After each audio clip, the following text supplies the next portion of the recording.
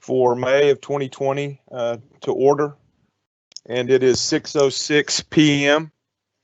And Tammy, if you would go ahead and call the roll to make sure that we know for the record who all is in attendance. Okay. Good evening. When I call your name, if you'll please answer with here. Okay. Jim Crum. Here. Jody Drakey. Here. Roger Stetska. Here. Andy Tackard. Here. Cheryl Kanapi. Here. Patty Hertenberger. Here. Cam Marvel. Here. Bill Sanchez. Here. Mike Pyburn. Here. Okay. Crystal Albrecht. Jake Starkey. Here. Tammy, the last person we heard was Jake Starkey, and he said here. Yes. Mr. Darren Shelton. Here. Okay, thank you. All right. Wendy Del Bello. She's here. Tammy Giffro, here. Cynthia Griffith. She's on the attendee line, not the participant. Oh, okay. All right. And so shall I finish with the staff with Kelly Klimt? Here. Debbie. Okay. Debbie Kraft. Here. Alan Phillips. Here. Carl Stager. Here. Karen Edwards. Here. Mr. Rick Morris. I don't know if he's come in yet. No. Mr. Amos Byington. Here. And Matt Graves. Mr. Matt Graves. Okay. All right. I think that concludes. The only one that I don't have showing right now is Mr. Rick Morris. Okay, well, we will go ahead and get started, and hopefully Rick, Kelly, I guess when you see Rick drop in, if you would just break in at the appropriate time and let us know. Yes, sir. Chairman, he indicates that Okay. he's watching on his phone while his computer reboots. Okay. All right. Very good. Well, with that, we will go ahead and get started. Dr. Albrecht, do you certify that the agenda has been posted as required by law according to Chapter 551 of the Texas Government Code?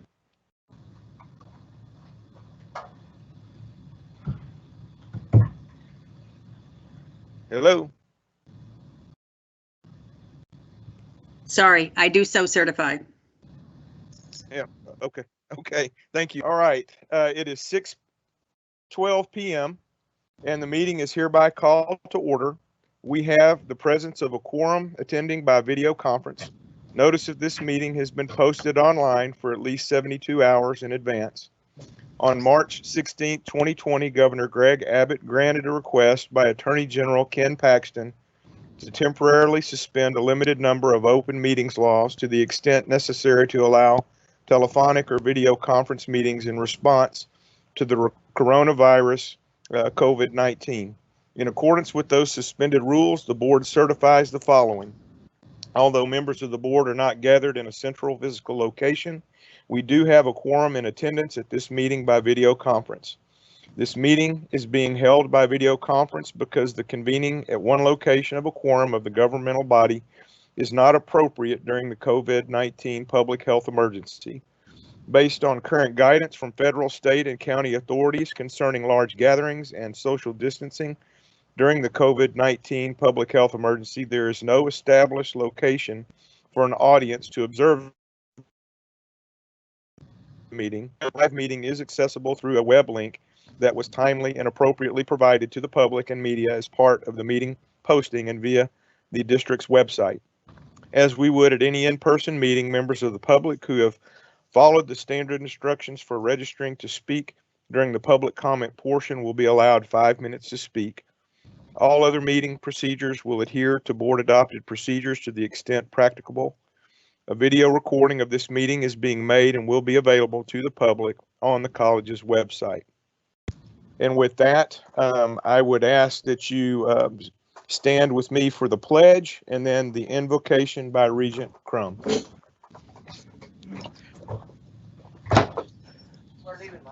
I pledge allegiance to the United States of America and to the republic for which it stands, one nation, under God, indivisible, with liberty and justice for all. Let us pray. Thank you, Lord, for this day, and we thank you for all the blessings that we have received. We thank you for those who serve our community during this time of trial. We ask for your guidance and direction.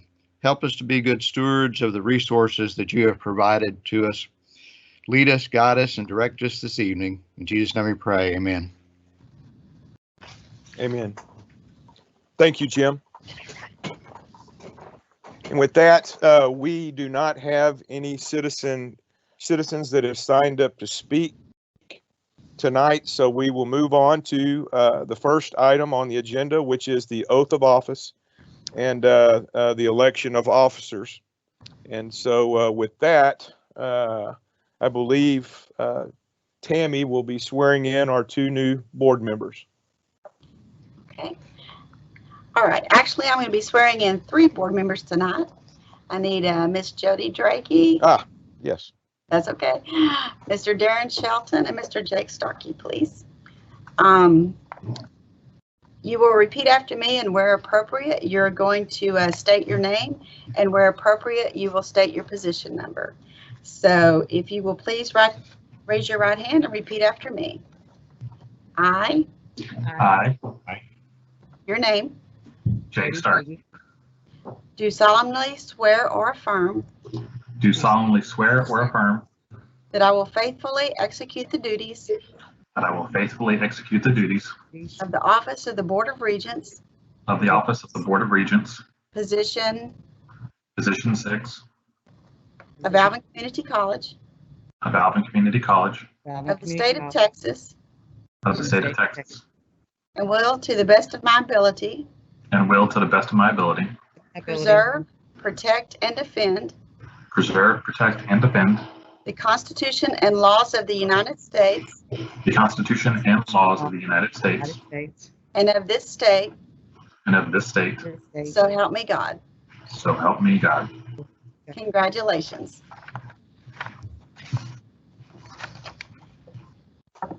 Woohoo. So at this time, Very good. at this time, we are going to move item 5 on the regular board agenda, which is the time when we as Board of Regents make presentations about anything that we so choose regarding activities of the college or whatever. We're going to move to that point at this time, and we are going to start with Regent Jim Crum. We would like to be able to say our farewells and thank yous to Chairman Pyburn and Regent Canopy. So I will entertain some words from Regent Crum. Well, Mike, thank you for your guidance and your direction with the board. Cheryl, thank you for all your support. We wish you all have a great time away from the board, and we look forward to seeing you at board functions and events in the future. Thank you, Regent Crum. Regent Drakey, if you would follow. Absolutely. Mike, Cheryl, thank you both so much for all your time that you served. Mike, you've been an awesome leader, and I'm truly going to miss that in our meetings. You keep us. You're the calm that definitely brings us all together. So I'm definitely going to miss that. And Cheryl, I'm going to miss our little meetings afterwards. Just being able to talk about things and work things through. I wish you both the best. And yes, definitely what Jim said. I need to see both of you at all of our events. Good luck. Thank you, Regent Draghi. Regent Hertenberger? I think we're back. Hold on. Yes, I had technical difficulties. I'm back. I would just like to say we're going to miss both of you. Thank you for your leadership. Thank you for your dedication, and pray for us. Definitely. Thank you, Regent Hertenberger. Regent Marvel? Yes, I definitely like to thank both of you, Cheryl, for your long years of service and your diversity of opinions, and Mike for the leadership and those years of service as well. We do hope to see you guys, and I promise you both we'll be reaching out to you. Definitely. Thank you, Regent Marvel. Regent Shelton, I know you're new, but if you want to have any kind of words for us tonight, feel free to. And if you just want to say thank you, no, that is fine as well. All I will say is at this point, 18 years and 12 years respectively looks like a very, very, very, very long time. So thank you for your service, and we appreciate what you've done for our college and our community. Thank you, Regent Shelton. Appreciate that. Regent Starkey. I would just say thank y'all for your service, like everyone else has said, and I appreciate it. And it's an honor to be following in Cheryl's footsteps, and I just am excited for the opportunity. So thank y'all for y'all's service. Like Darren said, that's a lot of years of service, and I know I appreciate it, and the community appreciates it as well. So thank you. Thank you, Regent Starkey. Regent Stuxa? Yes, Cheryl, Mike, I came there as a new person, and y'all were so kind to give me guidance and help me get started to understand just what the processes were. I thank you for that, and wish you the best and enjoy your time away from us, but we'll look forward to seeing you in the future. Thank you. Thank you, Regent Stuxa. Regent Tackard? Mike and Cheryl, again, thank you for your years of service, like everybody has said, and Mike, for your years of calmness as our leader. You have kept us on the straight and narrow, and it's been good. I just wish you all the best and hope with all this extra time you get to relax now. Excellent. Thank you, Regent Tackard. And let me add, thanks, Mike, for your service. It was good to work at AISD while you served on that board. And then for some reason, I followed you over to ACC, and I've enjoyed working with you in that capacity, a different relationship, but always that good relationship that I've had with you and your wonderful wife. And so I so appreciate your years of service. You know, I even say gig 'em for you tonight, okay? And I am so happy that you get some time with Julie now. And then Cheryl, I have enjoyed you so much. Again, another Aggie gig 'em girl. And I've loved the fact that we got to work together on the ACC Foundation. All the wonderful things you did with the Alvin Live program was a true asset to Alvin Community College. So I value your friendship. I respect the fact that you served for us as long as you did, even with some little medical hiccups in there. So we are so sad to see you go, but we are happy that you both get out and get to live a little without having to think about that Thursday meeting at the end of the month. So God bless and take care. I don't know if President Albrecht or any of the staff wishes to make a comment. I would love to say my thanks to Regent Cheryl and to Chairman Pyburn. I also want to remind everyone that as soon as our Nolan Ryan Center is renovated and as soon as it's safe for us to gather, we plan to have a nice going away party for both Chairman Pyburn and Regent Canopy, and hope that everyone can join us. I'll probably save my remarks for that occasion, but thank you so much to both of you for your leadership and your thoughtful minds. Thank you both, ladies and gentlemen. We bid adieu to these fine folks, and they can hook it on out of here. So Hey, thanks Belle. so much. Bill, let me just say one thing. I said it last. I'll tell you all one more time how much I have enjoyed serving with this board and with all the board members that I've served with. It's been one of the great honors of my life.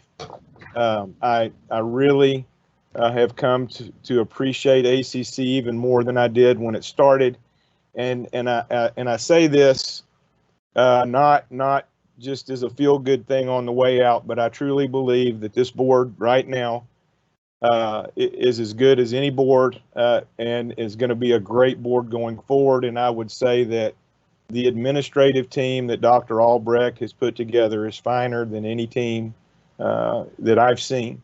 And I know that I will pray for you guys, because I know it's likely there's going to be some weighty decisions to be made in the months ahead. And I just want you to know I appreciate all of you. It's been just a great, it's been a lot of work, but it's been a lot of fun too. And I've learned a lot, and I have appreciated more than anything. I will miss the relationships. And you can bet I'll be around, and can't wait to see that new boardroom you guys get to break in here in a couple of months. Cheryl, would you like to say anything before you go? Or have you already gone? No, I'm still here. No, I, kind of ditto everything that Mike said, because I truly am very thankful for ACC and for the community for the opportunity to serve this college for the last 12 years. And yes, we have reached so many goals, and with a few hiccups here and there, but we've overcome them. And I'm so proud to have been a part of that team. And I know the best is yet to come, and y'all will overcome this. And so with that, you know me, I'm going to leave you with what's my byline on all my emails, and that is the deep peace of the quiet earth to you, deep peace of the gentle night to you, deep peace of the shining stars to you, and deep peace of the light of the world to you. God bless, and I love you all. I've thoroughly enjoyed it. Thanks. Thank y'all. Gig 'em. Thank you so much. Yeah, gig 'em. Thank you. Bye, y'all. Bye-bye. Bye. Bye. At this point, Dr. A, do we have our Rick with us yet? Kelly? We do not. He said his computer is telling him that he's rebooting his operating software, says he has 9 minutes remaining. That was a few minutes ago. I think he's still following by phone, but after you read your next portion, Vice Chair Sanchez, when we go into executive session, he can at least join us by phone then. That sounds great. That sounds great. Okay, so at this point, we're going to go into executive session. Please note that the board will only be meeting in closed session once. When the board gets to the part of the agenda scheduled for executive session, the newly elected chair will announce that there is no need for another executive session, and we'll move on to the next agenda item. So at this point, we are going to, it is 6:26 p.m. and we are going to now close this session and move into executive session, upon which we will return. So we are going to now adjourn to closed session pursuant to Texas Government Code Sections 551.071, 551.072, 551.074, and 551.082, the Open Meetings Act, for the following purposes. And the time is now 6:26. Okay. Remember, guys, do not exit the Teams meeting. You simply turn off your camera and mute your microphone in Teams before using your phone to call into the audio conference call bridge for the executive session. Remember, we're all going to be calling it at one time, so be patient and use the number that is in your script. Okay, so let's mute.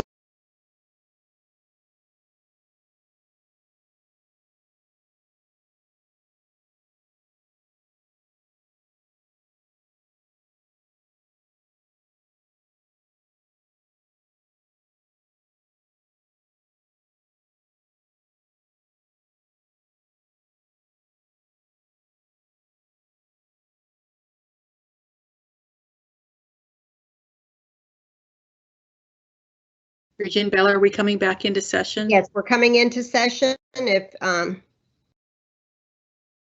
do I we think you're need to muted. have? Oh, thank you, Jake. Do we need to have? Do we need to? We don't need to do a roll call again, Belle, do if we? you're talking, I can't hear you.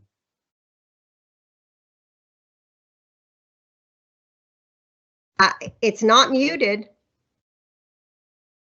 We can hear her fine, Kim. Yeah, I can hear you now. Okay. I Yes. can hear you. Okay.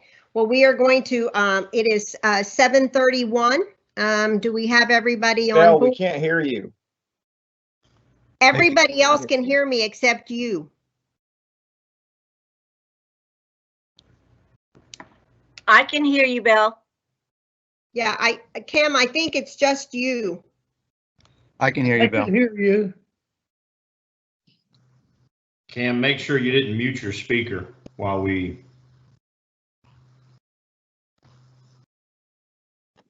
I can't hear anything. Well, I just sent you One a moment, text. I'll connect with Cam. Okay. All right. Belle, can you hear me now? Yes. Yes. I'm sorry. Great. So we have Darren, we have Jake, Andy. Is Andy back on? Yeah, I'm here. Okay. Patty? Yes, I'm here. Great. I'm here. Okay, good. And we have Roger. Is Roger? I saw Roger earlier. I'm here. Great. And so we should have everybody on board. Jody's here, right? Jim? I see Jim. Yes. Great. At this time, I'm going to call the meeting to order. It is 7:32, and we are going to reconvene and go right into the election of officers. We are going to be electing chair, vice chair, and secretary. We are going to proceed with the board officer elections, and the floor is now open for nominations for president or for chairperson. If you would, when you make that nomination, would you state your name and state who you are nominating? Regent Draghi, and I nominate Belle Sanchez for chair. Okay. Roger Sparks, I nominate Patty for chair. I think if you could just wait just a second, Roger. I as chair have to ask the nominee if you consent to the nomination. I, Belle Sanchez, consent to being chair. Patty Hertenberger, I am asking you, do you consent to being nominated for the chair position? Yes, ma'am, I do. Okay, so we are going to continue. Are there any other nominations? Okay, at this time, we are going to vote on the nominations for the chair position. I will go through and ask each of you to vote first. We're going to do Belle Sanchez, and then we'll go through and do Patty. So Regent Crum, who, do you vote for Regent Sanchez, Yes. Regent Draghi, Yes. Regent Hertenberger? No. No hard feelings. Okay. Regent Marble, Yes. Regent Sanchez? Yes. Regent Shelton, Yes. Regent Starkey, excuse me, Starkey? Regent Yes. Starkey? Okay. Regent Stuxa No. and Regent Tackard?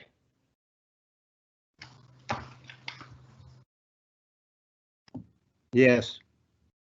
Okay. So now we will do the Madam- same thing with, Madam Chair, this is the Ward Council. Can you hear me? yes, So you, having received a majority of the votes, you need not move to the second nominee. So thank you. You can close this vote and be declared president or chair, and then move on to the vice chair nominations. Thank you so much. That's what I was Rick. gonna say. Thank you much. Thank you all. I appreciate your vote of confidence. Now we are going to move to the next position, and that is the nominations are open for vice chair. I would entertain a motion.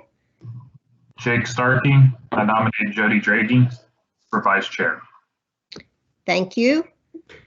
Do I have any other, do you consent to the nomination, Regent Draghi? I do. Thank you. Do we have any other nominations in that position? I'll Yes. nominate Patty. Okay. Go ahead. So Roger Stuxa, you nominate Patty? Yes, ma'am. Okay. Do I hear any, Patty, do you consent to that nomination? Yes, I do. Okay. Do I hear any other nominations for vice chair? Being none, we will go ahead and proceed to vote. We will vote for the first person nominated. And so Regent Crum, how do you vote for Ms. Jody? Yes. Regent Draghi? Yes. Regent Hertenberger? No. Regent Marble? No. Regent Sanchez? Yes. Regent Shelton? Yes. Regent Starkey, even though you made the motion? Yes, ma'am. Regent Stuxa? No. And Regent Tackard? No. Okay, so Rick, where do we stand on this one? We have 4 and, oh, we have 5-4. That carries? Yes, that would carry. It's a simple majority. Okay, so in that case, there is no need to vote for the second nominee. And in that case, we have established that Jody Draghi will be our vice chair. Now we move to the position of secretary. Do I hear a motion for a secretarial position? I make a motion for Patty. Okay. Do I hear any other nominations? And Patty, would you accept that position? Yes. Okay. Do I hear any other nominations for that position? Hearing none, since there are no other nominations for secretary, those nominations are closed, and Patty Hertenberger is hereby declared our elected secretary. Let's go ahead and take a vote just to keep it to keep it the same as we've done for everyone else, to show a vote of confidence. Regent Crum, do you support Patty in the secretarial position? Yes. Regent Draghi? Yes. Regent Hertenberger? Yes. Regent Marble? Yes. Regent Sanchez? Yes. Regent Shelton? Yes. Regent Starkey? Yes. Regent Stuxa? Yes. And Regent Tackard? Yes. Awesome. So we have, Congratulations to every one of you. I know everybody will do a good job. great. Yes, thank you all. All of the candidates are voted on, and we have our slate of officers. And so we will go forth and serve.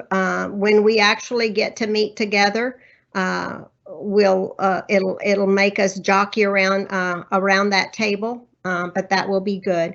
I trust that we can work together and make this an awesome board. I think we've got a great group of folks to work for.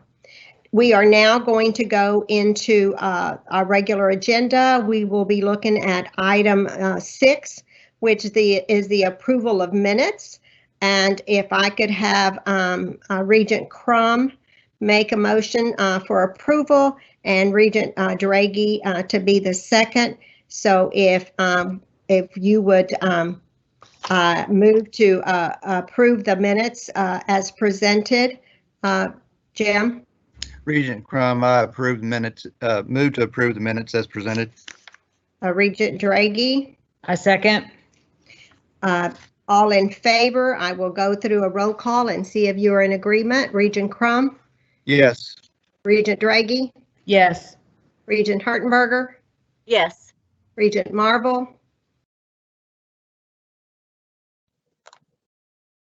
Regent Marble? Yes, sorry, I'm having microphone issues. That's it. Regent Sanchez, yes. Regent Shelton?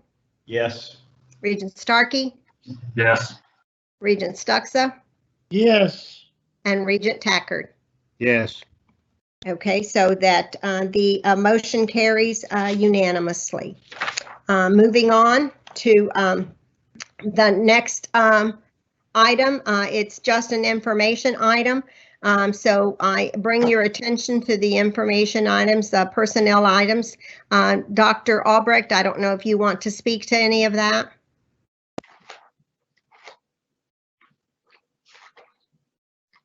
Sorry, I was on mute. No, these are just replacement positions that have been vacated. We had 2 dispatchers. One is generally assigned a day shift, one is generally assigned an evening shift, and they both left just about the same time. And so we've been trying to fill those, and happy to have selected candidates. Great, great. Well, thank you very much. Next item is the president's report on the state of the college report. So Dr. Albrecht, if you would go ahead and have the floor. Yes, and I'm asked that the PowerPoint presentation be loaded to Teams, please. You'll recall this is a report that I give to you every May as required by board policy. And so I try to make it brief because we have a lot of reports this evening, but happy to walk you through the annual report from 2019-2020. Wendy?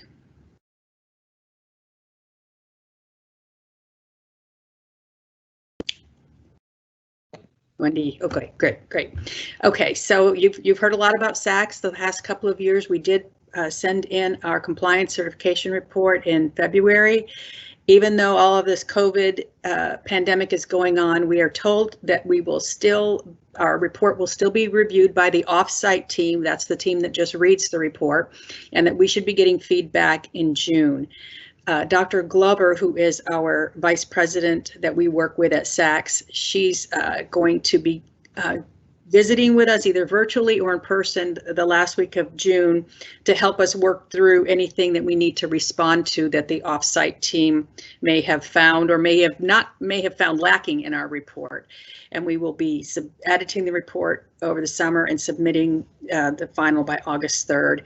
And we are still on track right now to have our SACS visit in October. We will still be planning for it, and we'll be awaiting further guidance as to whether that will occur in some modified format. You've heard a lot about the quality enhancement plan too, and at a recent board meeting, you approved the student services reorganization and the approval of the QEP coordinator.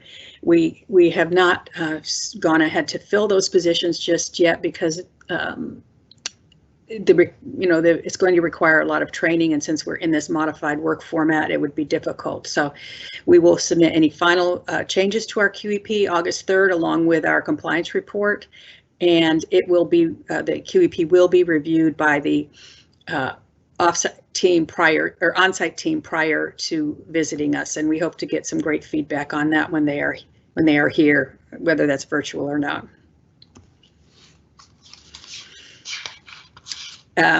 Wanted to show you some pictures of the construction that is ongoing on the campus. I didn't put a lot of pictures in because my next report is about the construction project, but you can see things are moving along, and it's very interesting and many moving parts, especially having this going on during the pandemic. It's kind of crazy, but the other presentation that I'll do will show you some additional photos as well.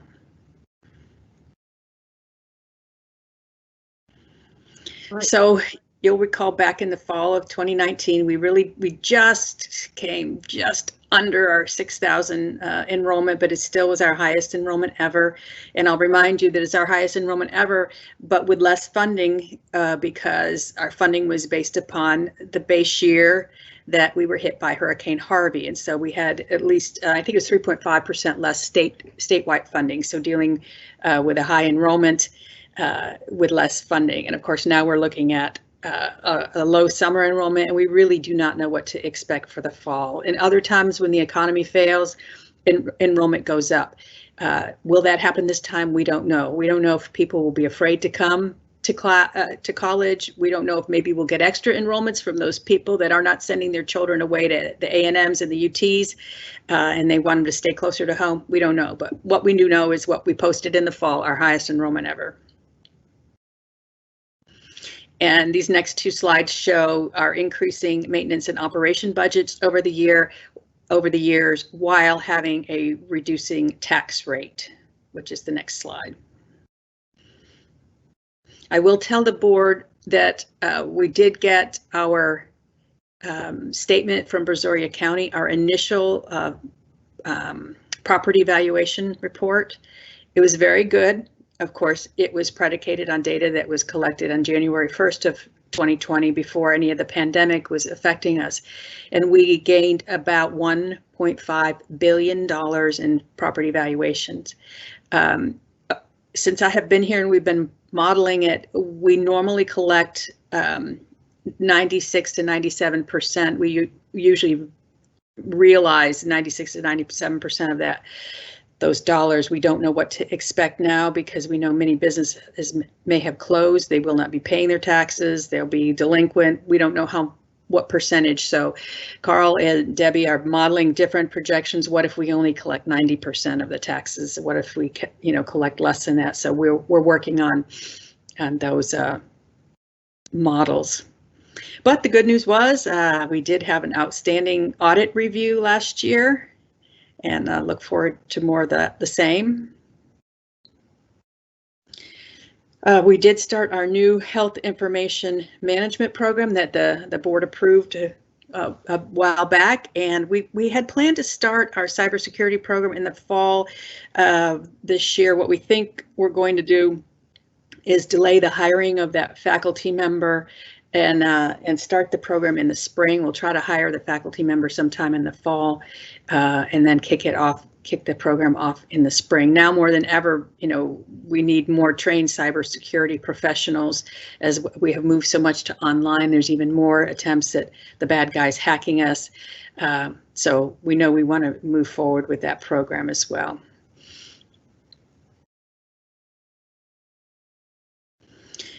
Here's some shots of what life was like just a few short months ago before COVID-19. Look at all those people grouped together, standing next to each other, talking. And next slide, Wendy. And people dancing, oh my gosh, and sitting next to each other. And now things are different. On the campus, you know, we're skeleton crew on the campus, and we will continue. We are trying to move forward with plans to get back to normal. But as you know, as I have communicated with you and with our faculty and staff, that we immediately moved to putting all of our classes into an online format in a very short amount of time. For some of our faculty, it was very easy. They do this all the time. Others had never taught an online class before. Those who knew well mentored those that didn't know well. But it was a huge effort. And similarly, our student services classes, our student services all went on to an online format, advising, counseling, financial aid, tutoring, and we have are putting safety procedures in place, of course, now mostly regarding cleaning, and we're putting up plexiglass in different areas, such as you have seen in the grocery stores and the like. We had some great support from our foundation. Over $35,000 was given out immediately from our foundation to our students. We are still planning on having all of our summer classes online. Staff are largely still telecommuting. We've been having lots of meetings, like I'm sure many of you have, by Teams or Zoom or a similar video conferencing format. I can't remember. What is my next slide? Does my next slide tell me what we're doing next? Looking, Wendy. Oh, this is just a nice quote from one of our faculty member. He's a chemistry faculty, Brian Berger, who talked about the shift to learning, how it was sudden and it required a lot of new thinking, but you know, trying to see kind of the bright side of everything, even in the midst of the pandemic. Next slide. So, and this is even going to be updated, I think. 150 students received financial assistance. That's from the foundation. We gave out burner phones so that students could have hotspots, and some laptops as well. They're loaned, not given, but loaned to them. We expanded the Wi-Fi on our campus so that students could sit in the parking lot with their devices and hit the internet. These are some photos of food distribution and laptop distribution. We also assisted our community hospitals by loaning, again, respirators from the respiratory care program. Our industrial maintenance faculty made those plastic face shields that you see in the middle, and donated them to area hospitals. We are also continuing to make them for us now, because we will need them on campus as we have our return to work. Okay, we'll go to the next slide. We decided not to have a face-to-face graduation. We're having a virtual graduation, and so here's some photos of the videoing that went on for some parts of the program. You can see Karen there. I think she's reading the names of one of the sets of graduates, and we pieced it all together. And we will air the virtual graduation, 2 virtual graduations, on the evening of May 22nd, and then again on the morning of the 23rd. So it took some effort, but I think it will be at least something to celebrate our students. Additional COVID support, we had a blood drive.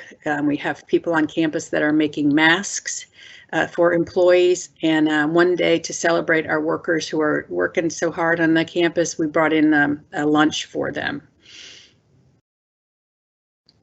And you could see them, the workers there, gowned up and with their personal protective equipment. Those who are working alone in an office are not currently wearing masks. CARES Act funding, federal money, we received a pot of, well, we received half of our money so far. We received the student support half, cash grants to give to students, and we gave last week, we developed a form for students to apply, and we gave out nearly $125,000, and we have 1.138 million to give in cash grants, and then we should be receiving, we have not yet, 1.138 to help cover expenses due to the to lost revenues. And I have a brief report that I'll tell you about how we are spending that CARES money. Moving forward, we've increased the number of classes for the fall that will be online from around, I think Cindy told us, 11% to 18% totally online. Increased hybrid classes, or the amount of things that could be done hybrid in the event that we have to, and there's a resurgence. If there's a resurgence, we will be implementing, we've been provided by the state a checklist that we must follow, and I must certify in writing that we are following health screening procedures. Every person that comes onto the campus, faculty and staff, vendors, anybody, construction people, has to have their temperature taken, has to answer some screening questions every day, and we will be giving them a band that will indicate that they have been screened that day. And we're starting as soon as May 26, bringing back to campus the group of police academy students whose coursework had to be suspended in the spring because they needed hands-on training that couldn't be provided in a safe manner. The next week after that, we are bringing back emergency medical services students. Same thing, their training was suspended. And then we'll have a schedule throughout the summer to just get caught up for those students who had to suspend their training in the spring semester. So we want to get them all out and graduated. And we are we are closing down some of our restrooms, or closing down access to some stalls. We're going to be controlling entrances to the campus itself and then into campus buildings. Online training for employees is to go out today. Employees must complete the training before they are permitted to come onto campus, and same thing for the students, and their training is probably coming out next week. As you know, as I mentioned, we have real concerns about funding. We've already been hearing rumors pretty loud and clear that our second half of our biennium will be cut by 5%, and we pray that it won't be any more than 5%. You already heard the story that currently our enrollment is down, and we don't know what to expect from property values or how much tax dollars we will collect. Again, same thing I've already said, summer enrollment online. Enrollment is down right now. Our concern for our healthcare programs is getting back into the clinical sites, because right now there's no one that's letting us in. And we are anticipating the additional need for technology for students as we continue on in a more online environment. Personal protective equipment has been a challenge, difficult to come by. We did get in a large shipment of masks, gloves, and gowns, but we're turning right around and ordering more because we don't know how long it's going to take to get the next. And cleaning supplies have been an issue as well. You can't seem to find a can of Lysol around or a cleaning wipe, but we do have disinfectants that we're making up, diluting and according to directions, and putting in spray bottles to use.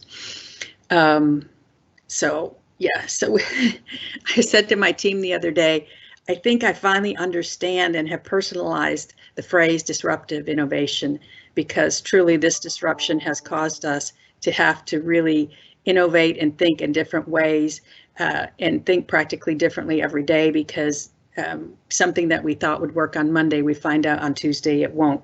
So a lot of good has come out of this terribleness. We've created some things that we really had wanted to do anyway, and have learned some lessons for moving forward. But it's been very interesting, and I hate to make the whole year about the pandemic, but it sort of feels like that right now, and I hate to not honor all the good work that we've done in the beginning of the year, but that concludes my report on the state of the college at this time. Thank you, Dr. Albrecht, for that. We are now going to go on to item 9, President's goal number 2, the report of the campus renovations. So Dr. Albrecht, if you would introduce this item, and again, this item is for information only. So one of the goals the board gave me is to work with the architects and construction managers and members of the campus facility teams to continue to implement the maintenance tax note plan and to provide a report. And so I thought in your board book, you have all of the materials. It's not in a PowerPoint, it's just in the board book. So let me see. I thought I'd start with showing you, this is our building construction schedule. You can see we have a plan for when we notify employees 90 days out, hey, you need to start packing your things, and then 60 days out, and then 30 days again. And then you could see the projected start time of the renovation, the number of days that the renovation is planned for, and the finish time. I could tell you already the NRC is backed up. It probably won't, which is not, if anything had to be backed up, that's not a bad place to have to drag our feet a little on, but we were surprised. We didn't know we were going to have, the fire marshal was going to make us install sprinklers in the building, and so that has taken us, it's caused us to be delayed a little bit. I am looking now for, this is just to give you an example. We started out meeting every single week, weekly planning coordination meeting with the people that you see listed on this chart. And then we modified it so that this team is meeting every other week, and then a team in the physical plant that's most closely associated with the construction meets. We have lots of other meetings, as you could, I think you can see in here. Sometimes we have to meet intensively with the end users of a certain area. Like you can see at the bottom of this page, architect had to meet with the users of the A, C, and D buildings separately so that they could get, make sure they're incorporating all the ideas for the renovations. But just wanted to let you see that's the kind of agenda that we have been working with for the last over a year. The next several slides are the notices that people get when it's time for their moving out. They get their 90-day move out, and then there's my cursor here, their 60-day,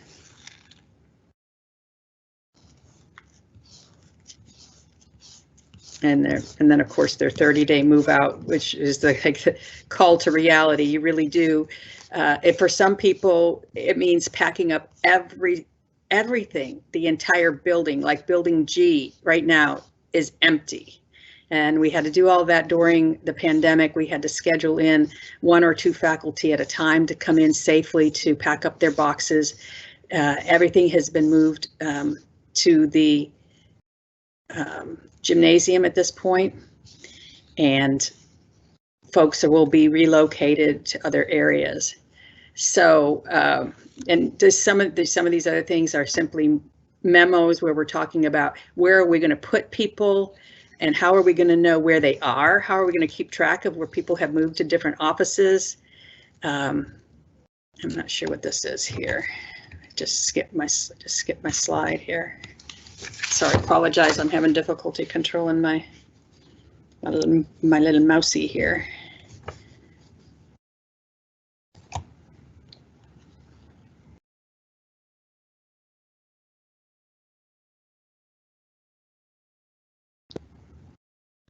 And then, of course, like I mentioned, the pandemic hit, and we had to put protocols in place now for all the contractors that were on campus. So O'Donnell and Snyder provided notice to their folks about the protocol that they are to follow while they are on campus working. And so they are wearing their PPE and being safe. The bulk of the rest of this is just to show you some pictures of what's going on. I'm looking right now at the Fine Arts Gallery that's gutted. I'm hoping you are seeing that as well. And dang, there's pictures mostly of the Nolan Ryan Center and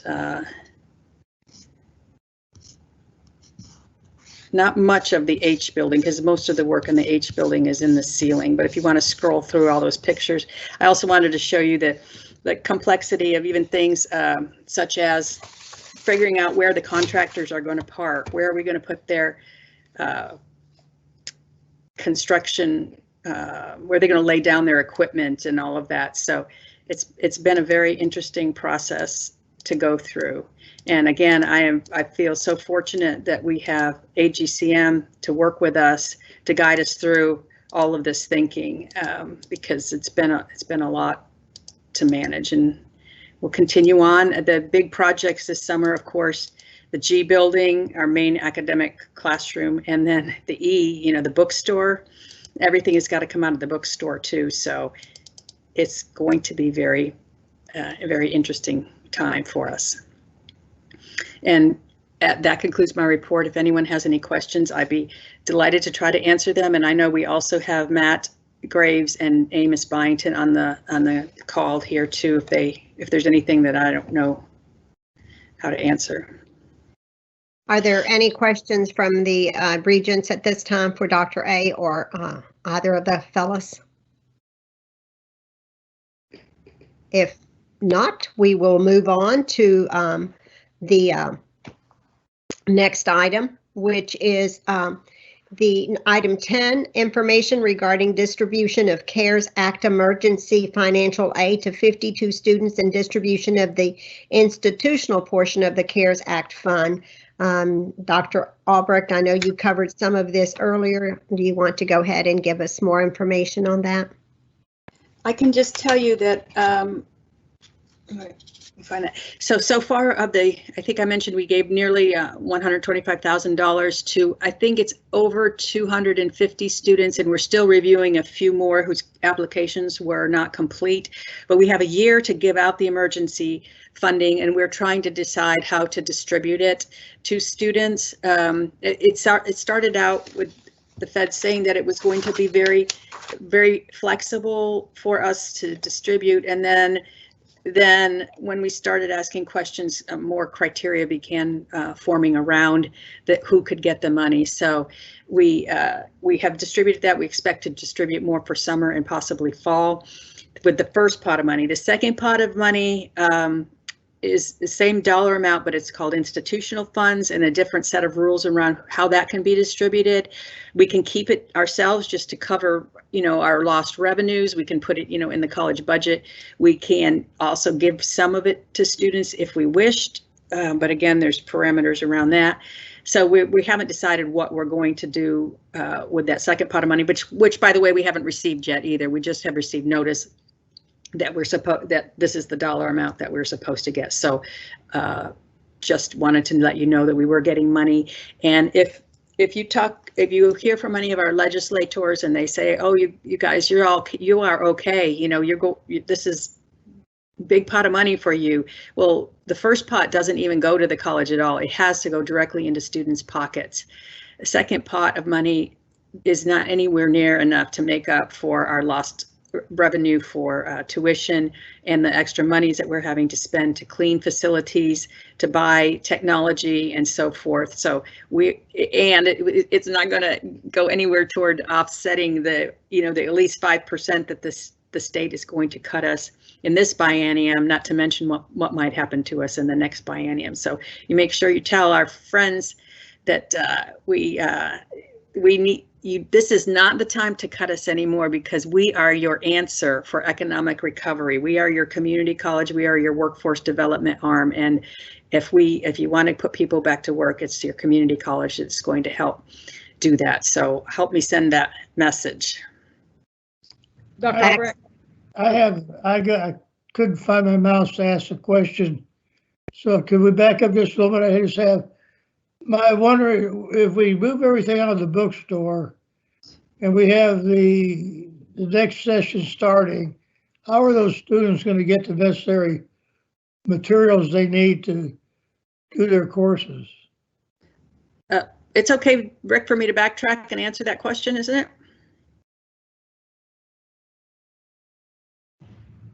It is. Okay, thank you. We are going to set up another shop for the bookstore. We are thinking right now that we will move it, and I think it's been in this building before. I think it went to building H before, in the same building where the police department is. So we'll have a modified shop set up there. I believe that's the location, and I might ask Carl to verify that for me. Carl, you're on the line. That is correct. The bookstore also has an online presence, and so for quite a number of years, students have been able to order books online. So at least our initial plan right now is after we move to that H building here at the end of this week, beginning of next week, we're going to start off with the online sales along with curbside. So the bookstore's also done curbside service already. And then we'll try to feel it out and see if there is room for students in the H building to stand in line. If there's not, then we'll stick with the curbside service. Thank you. Thank you. Are there any other questions? Jody, did you have a question? I did, just for Dr. Albrecht about the funding. I had heard somewhere, just through the grapevine, which so I'm sure it's not true, but that they were considering using last year's enrollment figures to fund colleges. Have you heard anything about that? Yeah. Yes, that was one of the things that we have been talking about at the state level. If we could ask our legislators to hold us harmless and keep us at last base year's rate, that was one of the things that was mentioned. We still continue to meet. I'm on the legislative committee for the state, and we'll keep exploring ideas about how to try to minimize the pain. Wonderful. That would help us. Did anything like that happen during Harvey? Did y'all do that during Harvey or after Harvey, Dr. A? Did y'all ask for that at that time?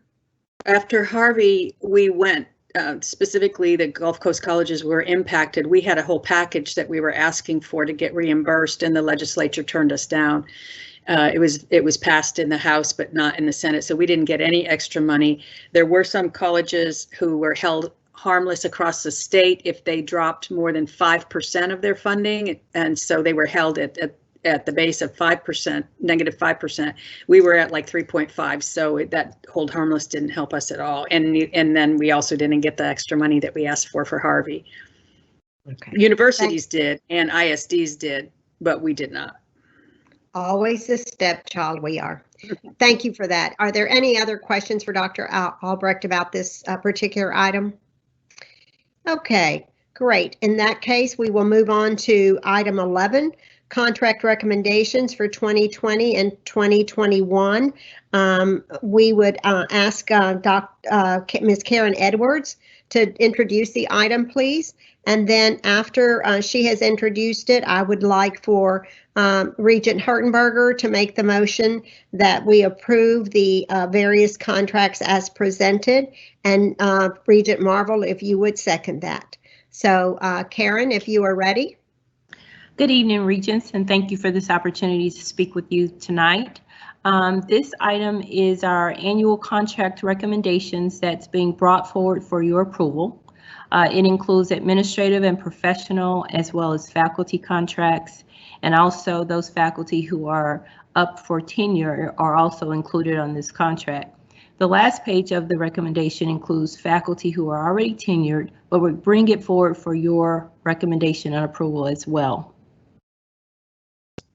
Great. Were there any, well, let's go ahead and get that motion on board. Patty, if you would make that motion. Yes, I move that we accept or approve the contract recommendations for 2020, 2021 as they were presented. Regent Marvel, if you would second that. I second. Great. Before we move on to vote, are there any questions for Ms. Edwards on any of these items? Great. If not, I will go ahead and call roll on and get your vote on this motion. Regent Crum? Yes. Regent Draghi? Yes. Regent Hertenberger? Yes. Regent Marvel? Yes. Regent Sanchez? Yes.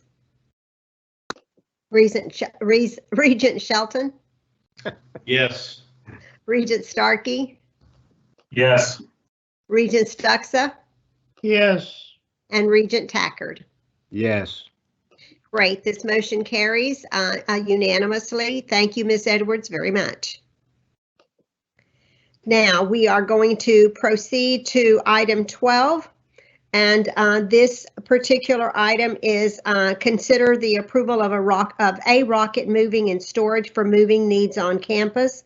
So I am going to ask that Regent Darren Shelton make the motion to approve the rocket moving and storage contract for moving services on campus.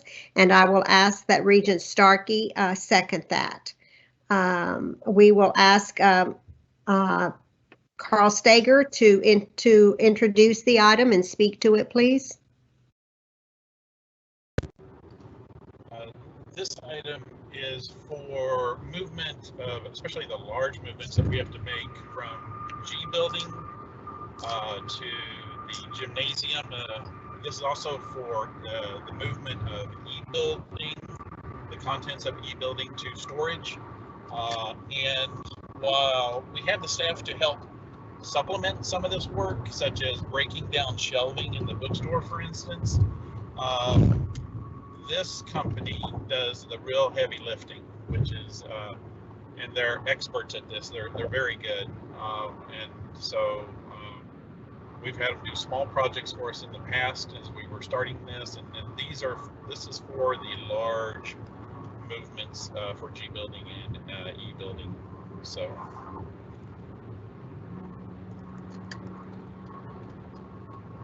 Muted. Bell, you're muted. Thank you. I was trying to keep the noise down. Regent Shelton, I would entertain that motion now. I make the motion that we approve the proposal for utilization of services for a rocket moving and storage. Granted. Thank you. Regent Starkey, please, a second. Regent Starkey seconds. Thank you. We have a motion on the table. Are there any questions for Carl regarding this motion? I have a question, Madam Chairman. Carl, I noticed that this, I understand everything you just said about what this covers. I would add that the last line there in that paragraph about the price says that we may need to return to the board for additional funding. I assume that we already know what's going to need to be moved, and I know in these projects sometimes other things come up. Can you clarify what the additional might be?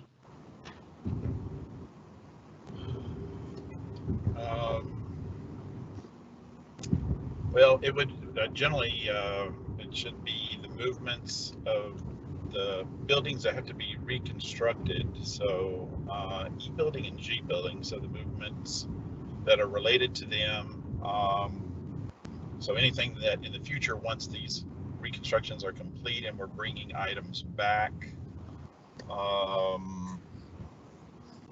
the movement possibly of the communications department, which is in K building, over to B building. So B building is currently under renovation.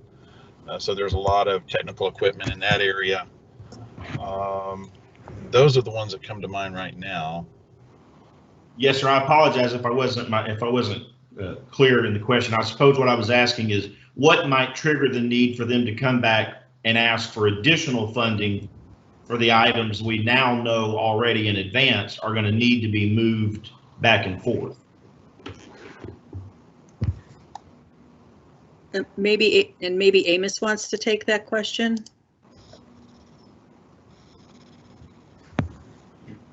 Hello, can you hear me? Yes. Yes, Okay. Go ahead, Amos. Yeah. So I wasn't involved in putting this together, but I can make some educated guesses on where this needs to, where we could probably discover additional moves. So there was, there was a board meeting where there was a little over $2 million worth of additional projects, and those projects are still in design right now. And so potentially I could see that there's some moving that needs to go on, but we don't understand the magnitude of it at this point because we're still trying to understand how many offices and so forth get renovated. And so I could see that potentially be something that we can't quantify at this time. Does that clarify things for you, Darren? It does. Thank you. Thank you, Darren, for the I've got question. a question, Bill. Okay, go ahead, Cam Marvel. All right, Carl, I know in certain purchasing situations, we've had like a matrix where we did this, and I noticed this is cooperative purchase, so is that the reason we didn't require the matrix? That's correct. I mean, we satisfy the purchasing bidding requirements if we are using a state recognized co-op. Okay. And so that's the reason in this particular case. And so I guess this is where I'm learning the process of this huge construction project, Carl. Is there a more itemized list we could see based on this $300,000 of, I mean, is it entirely labor? Is there storage? I just $300,000 to move 2 buildings, or was this including the K building and the other stuff as well? And Alan, I think Alan's on the line too, Carl, if Alan can. Yeah, Alan, do you have any answers to that here? Well, the answer to the question with regard to procurement is that we certainly meet the state's and the college's requirements for procurement. With regard to the amount of money, we're probably because we just don't know. There are so many variables. I will give you an example. We moved all 3 bays of Building M and relocated them. All the stuff was taken out in the parking lot. It was either taken away or it was replaced for auction.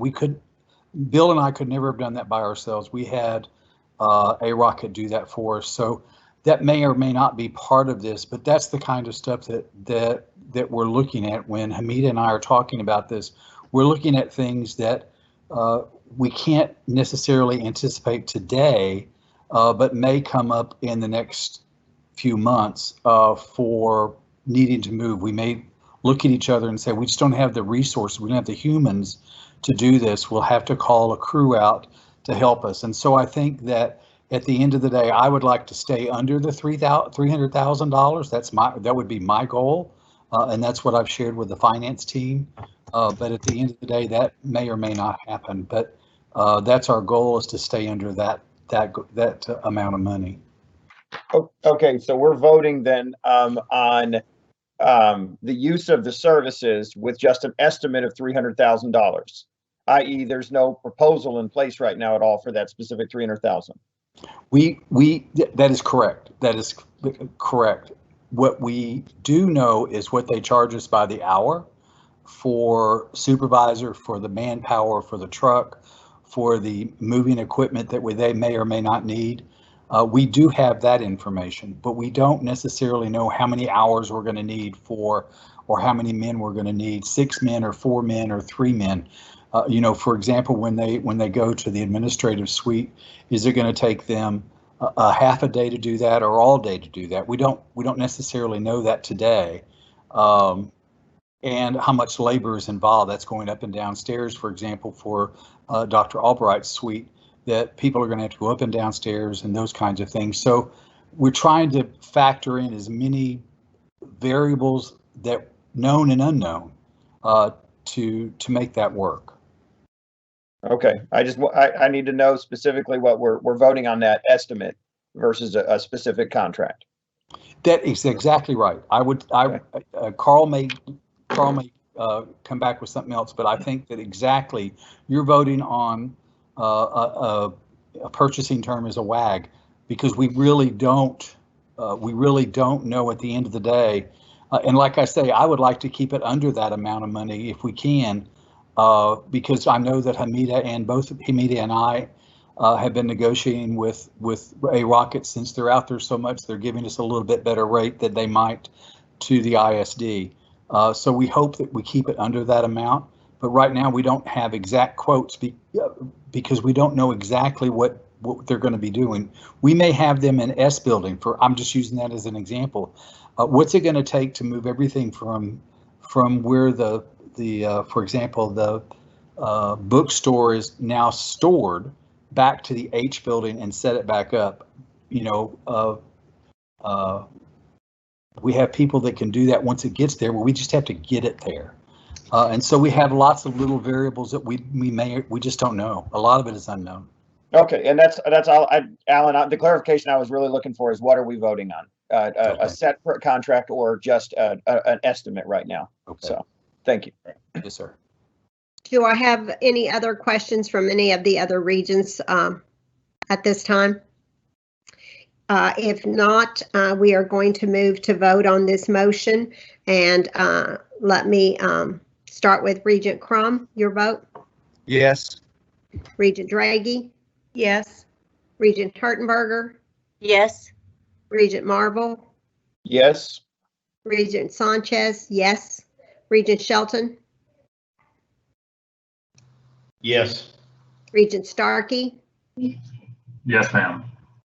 Regent Stuxa? Yes.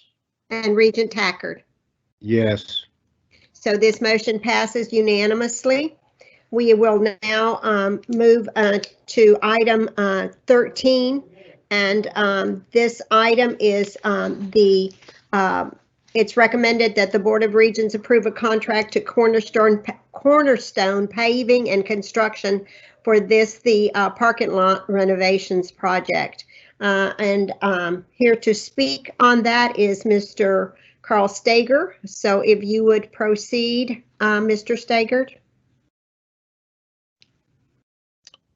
So yes, this is for the parking lot. I believe also drainage is involved with this as well. And this is an initial contract also under a bid process as well, just like the one we had that we received several years ago from our chief of police. And so this company is so far, I think, been willing to honor the basic price that they quoted us back then. So we feel like this is a good deal for us as well.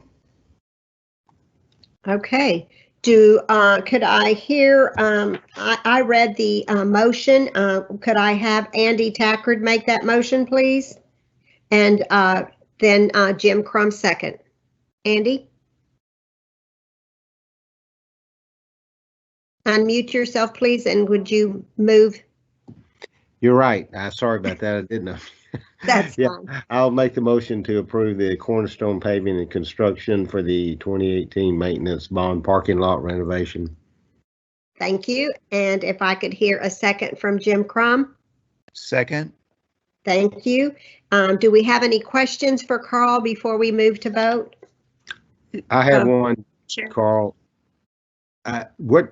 When it comes to, are they going to be doing concrete? Or are they going to be resurfacing it with asphalt? Or because that seems not like a lot of money to me for 1.16 million to do all of those lots. If it's going to be all in concrete, or is it going to be just them tearing up the top coat and repaving it with asphalt? I might also ask Amos or Matt to help with this answer. I had a little bit of cut out of the audio, but I guess your basic question was the price seemed a little low for resurfacing as much parking lot as we have that is asphalt covered parking lot. Is that your basic question?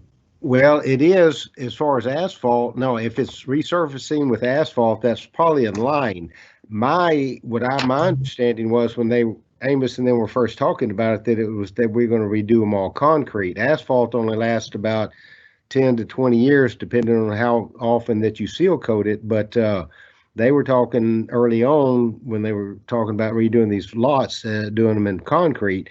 That seems a little low because the price that we had for an extra lot for S building out there for 200 spaces was going to be $400,000 just for one lot with 200 spaces. All of those combined probably are around probably 600 to 700 spaces. So it just seemed a little low. I don't know. Chairman, may I interject something? This is Crystal. Please. I want to make sure everyone has the most recent version of this board memo. You should be seeing a board memo that has red and black print in it. The black was the original board memo, and then a modification was made because we were able to get the pricing for the drainage, and so it was added in. So I hope you all see what I'm talking about in the board book. Yeah, I'm looking at the board book and I don't see any. It's all in black and white on mine, but I'm looking at the paper copy. I'm not looking at the computerized version. Okay. All right. So, is anyone seeing red on their I board see book? red in the online version. Yes, ma'am. Okay, so the red was to call attention to what had been changed. In case you looked at the board book, the moment you got it a week ago, you wouldn't have seen the red. And then the modification was made. I checked with Rick to make sure we could update it prior to the board meeting. It was before the board meeting occurred, and he said I could do that. And so I want to make sure everybody knows that it's not just the parking lot, it's also drainage, and the price is $1.294 million. Yeah, I see the amended one. Do they want me to say something or not? Yes, Amos, do you have anything to clarify Andy's question about the asphalt and concrete? Yes, ma'am, I can talk to that. So what we had always talked about in the past was taking about 2 inches down, and then the next 6 inches that there was a mixture of cement that was mixed into it and recompacted, and then another 2 inches were put on top.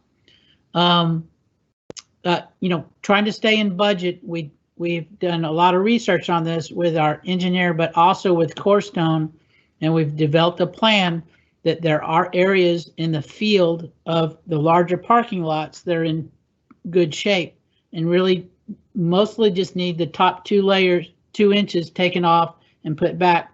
All of the drive lanes are what we call the full depth, which is the top 2 inches and then the next 6 inches that is tilled up with cement and then repacked. And so that's the game plan. There are some lots that are worse than the others. So like all of the D lots, those are full depth, what we call full depth complete, all of those, not just the drive lanes, but some of the parking lots in A and B, some, in the field part that's in good shape, we're doing the top 2 inches. Does that help? Andy, does that help you any? Yeah, but you're telling me it's just going to be the top 2 inches. It's going to be basically re-asphalting again. Yeah, they'll actually take it off and put another 2 inches on the top. Okay, that's good. I can live with that. Okay. Thank you. Are there any other questions before I move us to vote? Great. Thank you all for your input. Let's proceed to vote. Regent Crum? Yes. Regent Draghi? Yes. Regent Hertenberger? Yes. Regent Marble? Yes. Regent Sanchez is a yes. Regent Shelton? Yes. Regent Starkey? Yes. Regent Stoxa? Yes. And Regent Tackard. Yes. The motion carries unanimously. Thank you. Let's move on now to the item number 14, and those are the financials. And we are going to have Jody Draghi make a motion to accept those financials, and Patty Hertenberger second that for us, please. So I would entertain that motion, Regent Draghi. I make a motion to accept the financials as presented. I second that. Thank you. Are there any questions for Carl on the financials? I have a couple questions. Proceed. All right, Carl, if I'm correct, I see that our institutional reserve is around 8 million in the current financials. Yes, that's correct. Now that's before the money that we approved for the extra $2 million worth of construction projects, correct? We haven't taken that out of there yet? Correct. Now, and what we're looking at here is the maintenance and operations part of our budget. So in those projects, for that reserve, we're talking 600,000. So right. Once we move that money over, it'd go from like 8.2 down to 7.6. Okay.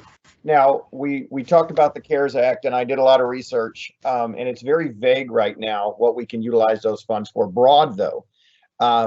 Has there been any conversation? Because what we heard earlier in the president's report was there was, negatively impacted revenue this fiscal year. Is that money going to go to shore up the remainder of this year? Or are we going to be on target? Can we operate within the current budget from now until the close of the budget year? Or are we going to have to use some of that CARES Act money in this budget year? So far as I can tell, talking with Ms. Kraft yesterday, things are looking in line for this current year. I'm not necessarily saying that we'd have a lot of money contributing to the fund balance, but we have savings in multiple categories in our expense side. The good news is before this virus hit, we had made it through the spring semester. So spring and fall is about 80% of our tuition and fees. State revenue is basically set. Now that's somewhat of a question. We're hoping that the state doesn't try to pull back any revenue for this current year. So we basically have payments left here in May, June, July, August from the state. So that's about the only payments they could touch unless they want to bill us back something. Tax revenue is in good shape because most of the payments are made by February. February is the month where is our high mark in as far as cash in the bank. So that timing was pretty good. Well, we're watching where we're at now. So we're a little over $1 million to make in our budget right now. And of course we have summer registrations going on still. So that we're watching that number's been trending down as far as that differential. So that's good. And then of course, tax money, the payment that is due in June for those people that do the tax payments, we should have a little tax money trickling in as well. So we're watching it, and we're so far we're thinking we're in okay shape. Okay. All right. Well, I appreciate your work on that, Carl. Yeah. Thank you, Regent Marvel, for that question, and Carl Stager for that response. Do I have any more questions from any of our regents on financials? Hearing none, then we will go ahead and proceed with the vote on the financials. And Regent Crum, how do you vote? Vote to approve. Regent Draghi? Vote to approve. Hertenberger? Vote to approve. Marvel? Vote to approve. Sanchez, approve. Shelton? Sorry, I vote to approve. Starkey? Approve. Stuxa? Approve. And Tackard? Approve. The motion passes unanimously, and I want to apologize. I don't know why I just called y'all by last name. Sorry, it's getting later. We are at item 15, and that was a motion to, that was the idea of moving into executive session. We have already done that. So we are going to proceed to item 16, the employees working during time of college closing, holiday and emergency closings. We are going to entertain a motion from Regent Marvel on that particular item. All right, I make the motion that we table the item tonight until a future board meeting, until Dr. Albrecht's had an opportunity to collect the data we requested. Thank you. And could I hear a second from Darren Shelton? Second, that motion to table. Great, thank you. We will now move to vote. Regent Crum, Yes. Regent Drecke, Yes. Regent Hartenberger, Yes. Regent Marvel, Yes. Regent Sanchez votes yes. Regent Shelton, Yes. Regent Starkey, Yes. Regent Stuxa, Yes. and Regent Tackard. Yes. Then that motion has carried, and that is to table the motion until the next available board meeting. Item 17, we are going to consider approval of tuition and fees recommendations. Dr. Albrecht, would you present the item, please? And once she has done this, I would entertain a motion from Jake Starkey and a second by Roger Stuxa to approve the motion as presented. So approve the presentation, excuse me, the recommendation as presented. I'm sorry, guys. Go ahead, Dr. A. Thank you, Chairman. This is a chart. You'll see a chart with some colors on it with some various fee recommendations. A couple of them are types that you are used to seeing, such as the ones that are curriculum related. For the respiratory care program, a fee for the spring semester added to a different course than it was before because there was a curriculum change and that the course that it was added to no longer exists. And similarly for nursing courses, curriculum changes that require a different course, a course fee to be attached to another course. But some of the others are things you have not seen before. For instance, we're proposing a decrease in the internet fee for the summer of 2020 only from its typical $35 to $0. And I just noticed in the board memo it said 35 to 5, but the correct proposal is 35 to 0. This is in response to our students having to move totally online in the summer and having to have this extra fee.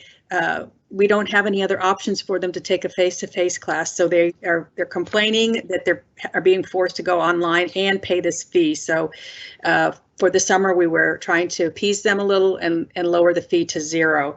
Our plan would be, if all goes right with the world, then we would just bump that fee back up to 35 in the fall. The other fees are fee waivers or tuition reductions are things that we have talked about in the past. And we are bringing them forward for your consideration at this time for a variety of reasons. We had collected the data that you see associated with this agenda item about what other colleges do with regard to paying or reducing tuition for dependents of employees.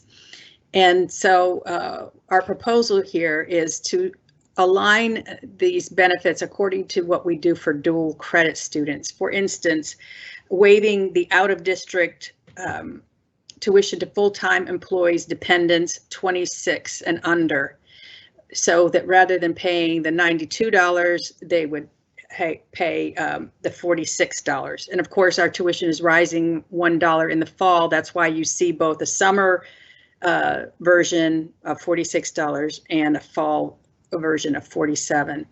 And then similarly, to decrease the tuition for in-district employees, dependents 26 and under, to that of what we currently charge our dual enrollment in-district students. So the fee would be reduced to $25 per semester credit hour. And again, there's a differential because we have a new tuition rate that goes into effect in the fall. And I offer that for your consideration. As I said, we gathered the data because we knew that some of our area colleges were doing this, providing some benefits to employees. And we were going to use it as part of our compensation study, which is yet to be revealed to us, as kind of a perk to employees, thinking that we may not be able to give raises that the compensation study might reveal are needed. or recommended. And we're also thinking about it because we're trying to get our enrollment up in any way we can. This might entice someone who works for us, who is sending their child to COM or Galveston College or San Jac to bring them to us. And even though we're a little lower tuition, we would still be getting contact hour reimbursement. And lastly, it's also a recruitment for employees to think, oh, if I come and work at this college, then my child would have a lesser tuition. I know that was I appreciated that benefit very much when I was at Pima Community College, where my kids were able to go completely tuition free for their associate degree. And then also at Florida State College at Jacksonville, they could even pursue a baccalaureate as long as they maintained their grades. They had to pay back if they didn't. But I present this to you for your consideration. Regent Starkey, Bill, you're muted, but I move to approve the tuition and fee recommendations from the president. Thank you. I would entertain a second from Roger Stucksa. I move to approve. Okay, just a second. You second it? Okay. Yeah. Thank you. Now we will move to vote. Regent Crum, your vote, please.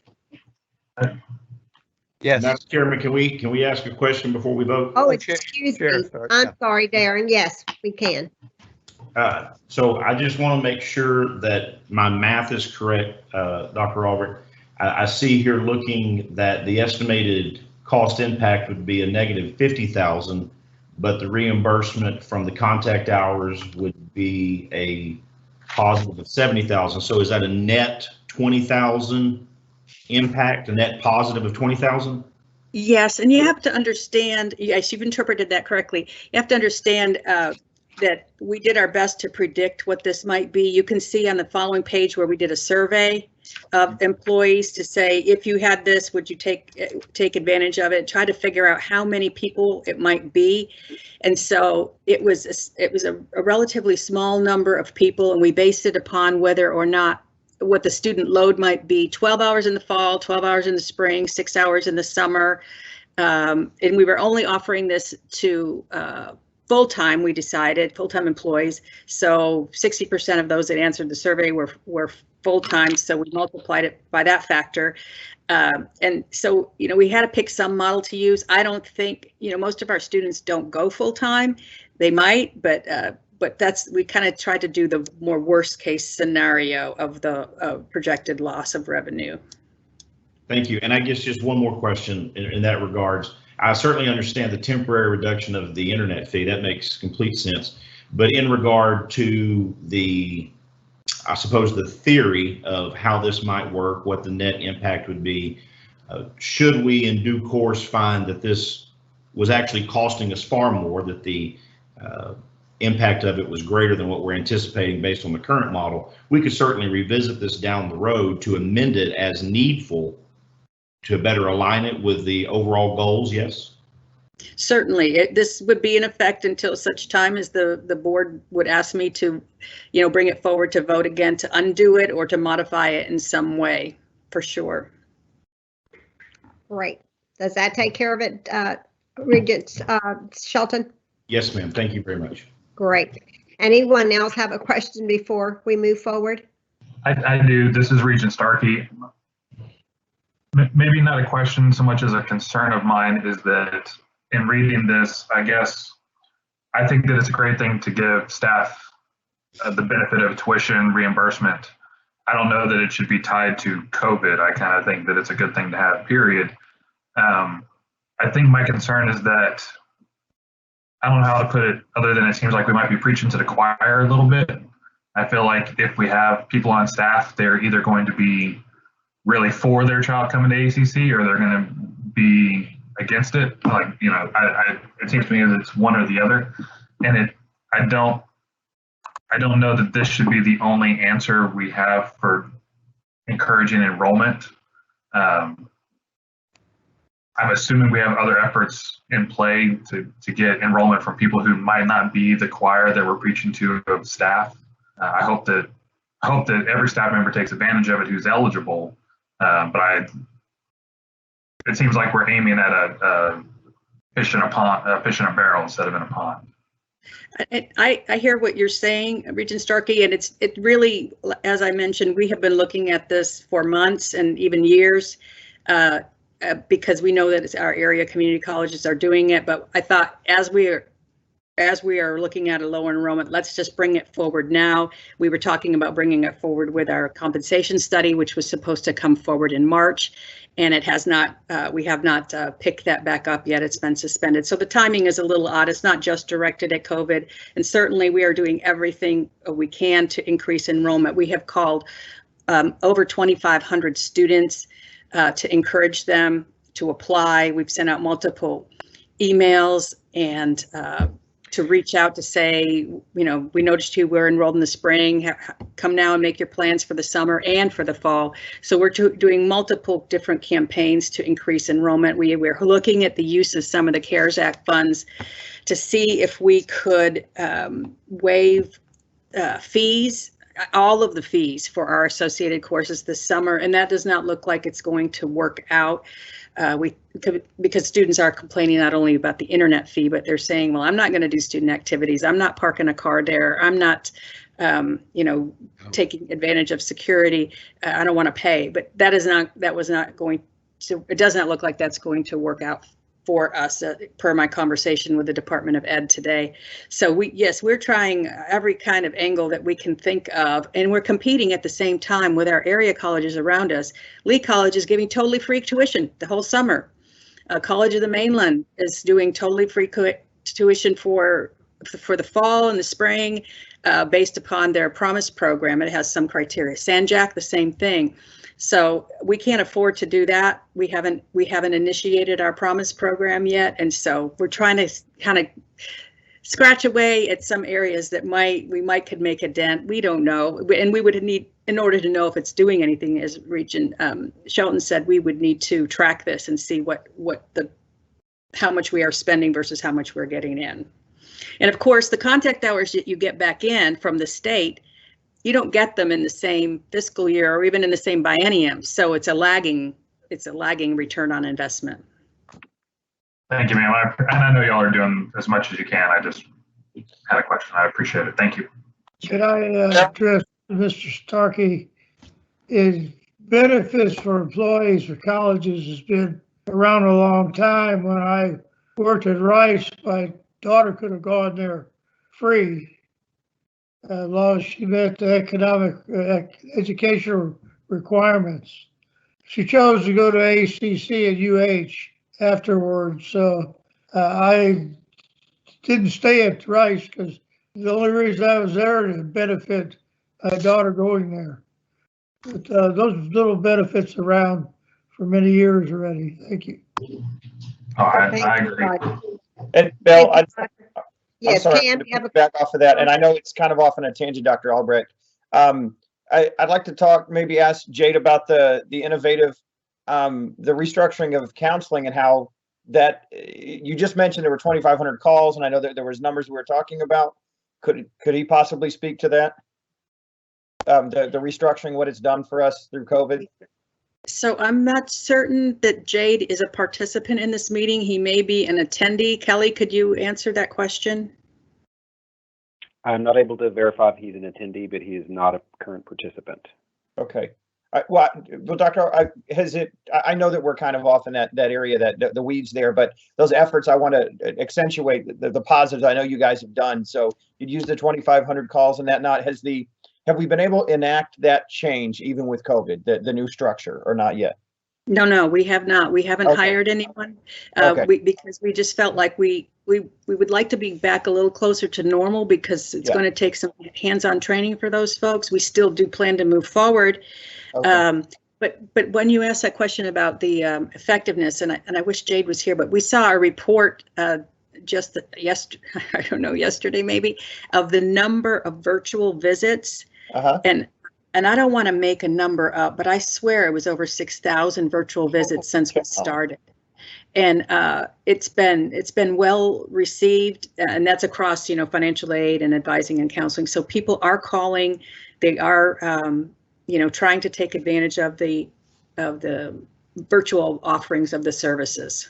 It might be our future.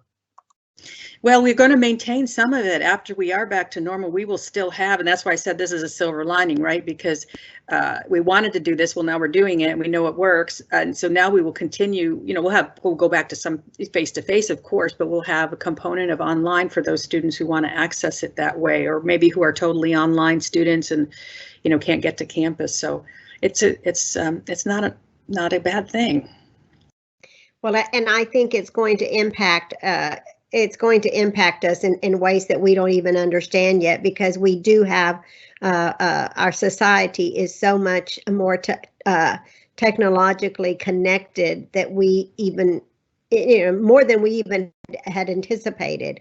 And so those virtual visits, you can understand, those are the kiddos that are people that would rather text than call, If they can do it online, they'll do it rather than have to go in and sit down and talk to you. So I think we'll see a lot of interesting data coming forth.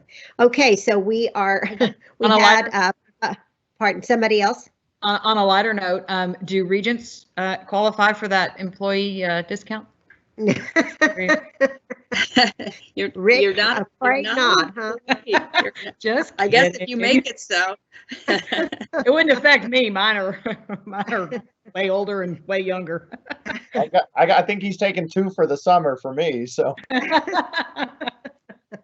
Okay, let's go ahead and move to vote now. Regent Crum, your vote, please. Yes. Regent Draghi. Yes. Regent Hertenberger. Yes. Regent Marvel. Yes. Regent Sanchez votes yes. Regent Shelton. Yes. Regent Starkey. Yes. Regent Stuxa. Yes. And Regent Tackard. Yes. The motion passes unanimously. And guess what? We are down to agenda item number 18.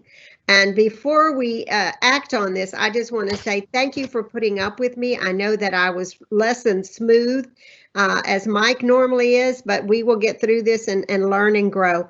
Andy, it is my pleasure to ask you to make a motion for us to adjourn. And then Jim Crum, if you would so kindly second it. So moved to adjourn. Jim? Second to adjourn. All in favor? Yes. Aye. Okay. I think you can have it on record. It was a unanimous decision. Okay, so we will see you guys later. We know that our new board members, Jake and Darren, we welcome you to the fold. Jody, we're glad you're back. We anticipate you're going to be thinking and ready with questions and ideas for us. So we look forward to our next meeting. So go and get a little something to drink or eat or something, your little almost midnight snack, and then have a great night of wonderful, restful sleep. Thank you to the staff and all the other participants. Good night. God bless. Thank you. Good night, everybody. Thank you. Good night, everybody.